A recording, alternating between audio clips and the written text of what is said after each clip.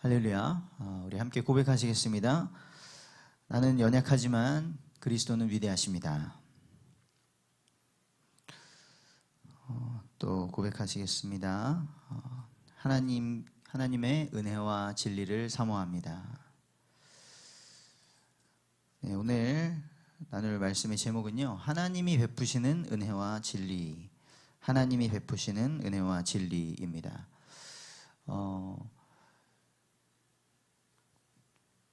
다윗이 지금 사무엘하에 들어오면서 다윗을 그렇게 쫓아오고 괴롭히던 사울 왕이 죽었습니다.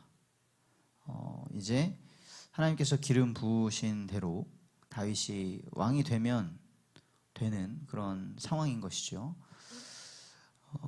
그런데 다윗은 사울 왕이 그렇게 자신이 골리앗을 무찔러주고 또 사위가 되어서 또 사울왕 밑에 군대를 담당하는 사람이 되어서 많은 수고를 했어도 하나도 그것을 감사하지 않고 기억하지 않고 하나님을 거역하면서 악령을 따라서 자신을 죽이려 평생을 쫓아온 사울왕, 그를 원망하지 않았고요. 그가 죽었을 때에 슬퍼하고 또 사울왕의 치부를 드러내는 것이 아니라 그를 위해 노래를 지어 부르면서 유다 족속이 모두 사울왕이 행했던 공들을 기억하기를 바랬습니다. 이렇게 하나님의 은혜를 입고 또 하나님의 진리를 따르는 사람은 가는 길이 다르다는 것을 보여줍니다. 먼저 다윗은 지금 이제 하나님께서 기름 부어주신 대로 왕이 되면 되는데요. 이제 방해할 것도 없고 다윗도 어느 정도의 세력을 갖추고 있기 때문에 하면 되겠죠. 그런데 2장 시작할 때부터 다윗은 무엇을 하였습니까? 다윗이 여호와께 여쭈어 아뢰되. 다윗이 하나님께 기도하는 것이죠. 하나님 어떻게 해야겠습니까? 어려울 때만 하나님 찾는 것이 아니라 이제 어떻게 보면 자기의 뜻대로 자기의 뜻도 아니죠. 하나님께서 기름 부으셨고 왕이 되는 것이 맞는데 그러면 그렇게 절차대로 할 수도 있었겠지만 다윗은 하나님께 여쭈었습니다. 하나님께 기도하면서 다윗이 유대 족속이죠. 유다 한 성읍으로 올라가도 되겠습니까? 하나님께 여쭈어 왔습니다. 그랬더니 하나님께서 올라가라 하시는 것이죠. 근데 또 그냥 그럼 가야겠다 하고 바로 움직인 것이 아니라 그러면 거기에서 어디로 가면 좋겠습니까? 어디로 가리까? 또 여쭈어 보니까 하나님께서 구체적으로 헤브론으로 가라고 말씀하시는 것입니다. 물론 저희가 기도하면 하나님께서 이렇게 구체적으로 우리에게 인도하실 때도 있지만 때로는 그러지 않으실 때도 있습니다. 그럴 때는 그렇게 구체적인 것이 하나님의 뜻에 중요하지 않을 때가 있는 것이죠. 하나님, 제가 이 사람을 만나도 되겠습니까? 하나님, 제가 이 일을 해도 되겠습니까? 저기로 가도 되겠습니까? 근데 응답이 안 와요. 그러면 상관없는 것입니다. 중요한 건 우리의 중심이겠죠. 중요한 것은 우리가 하나님께 여쭈었느냐, 아니면 나의 동기와 나의 염려 가득한 마음으로 선택을 했느냐 하는 것입니다. 그래서 우리는 어려울 때에든지 아니면 평안할 때에든지 뭔가 잘 될 때에든지 하나님께 여쭈면서 하나님과의 관계 속에 있기를 원합니다. 중요한 것은 하나님과의 관계죠. 하나님은 우리의 왕이시고 우리는 하나님의 백성이고 하나님은 우리의 아버지시고 우리는 하나님의 자녀입니다. 유다 성읍으로 가는 것입니다. 이스라엘의 야곱의 12 아들 가운데서 위에 세 아들이 장자의 역할을 감당할 것을 잃어버리고 유다에게 그 언약을 이어갈 축복이 왔고요. 그 아브라함에게 주신 언약이 유다 족속에서 또 다윗을 통하여서 그리스도에게로 이어지는 것입니다. 그리고 하나님께서 다윗을 그 가운데 헤브론으로 가라고 하셨는데요. 이 헤브론은 아브라함이 머물던 마므레 그 지역이 가까운 곳이었습니다. 그리고 아브라함과 또 사라와 여러 조상들이 믿음의 조상들이 장사된 막벨라 굴 인근인 것이죠. 그래서 다윗이 헤브론에 간다면 하나님께서 아브라함, 우리 조상 아브라함에게 주셨던 그 언약을 신실하게 이루어 가시는구나 하는 믿음을 회복할 수 있는 것입니다. 그때에 다윗이 자기 아내와 모든 추종하는 자들을 이끌고 올라갔더니 유다 족속의 사람들은 그 다윗을 하나님의 기름 부으신 왕으로 인정을 하고 유다 족속의 왕으로 옹립을 합니다. 그러는 와중에 한 소식을 듣게 되는 것이죠. 사울 왕이 비참하게 죽었지만 그래서 블레셋 사람들에게 모욕을 당하고 그 시체가 능욕을 당하고 했을 때에 길르앗 야베스 사람들이 이 사울 왕의 시신을 잘 수습하여서 장사를 했습니다. 그래서 다윗은 끝까지 사울을 하나님께서 기름 부으신 왕으로 인정을 했기 때문에 그래서 함부로 사울 왕의 왕관과 이 팔찌를 가져왔던 일장의 아멜렉 사람을 처형해 버렸죠. 그런데 그 사울 왕을 존중하고 사울 왕이 온전한 정신이었을 때 하나님의 영의 인도를 받았을 때 길르앗 야베스 사람들을 구원했거든요.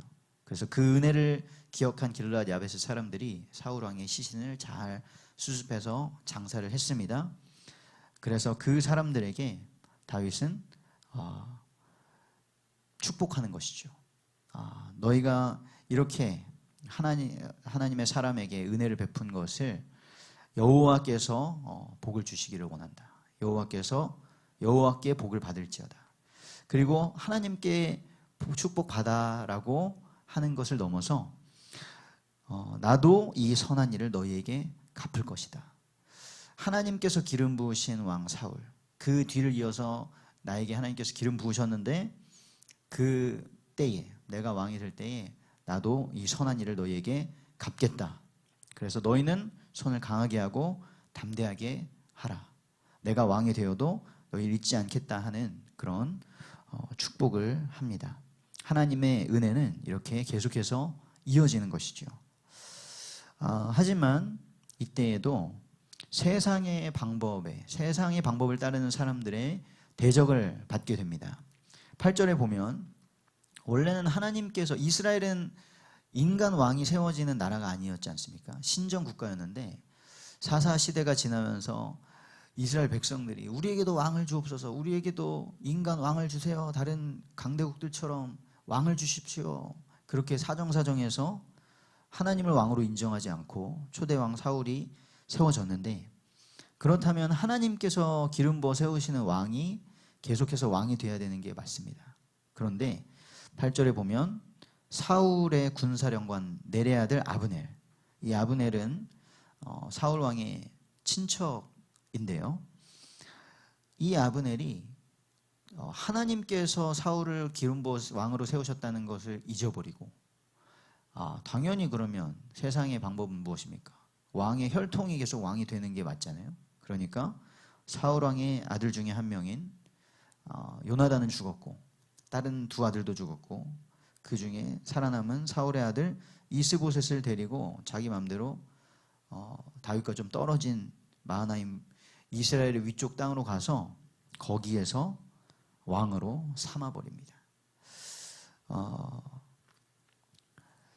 그러면서 이 이스라엘이 크게 두 개로 쪼개져서 나중에 솔로몬 이후에 나라가 남과 북으로 쪼개지는데요, 이미 시작도 남과 북으로 유다 족속과 그 외의 족속들로 나눠져서 시작하게 된 것입니다.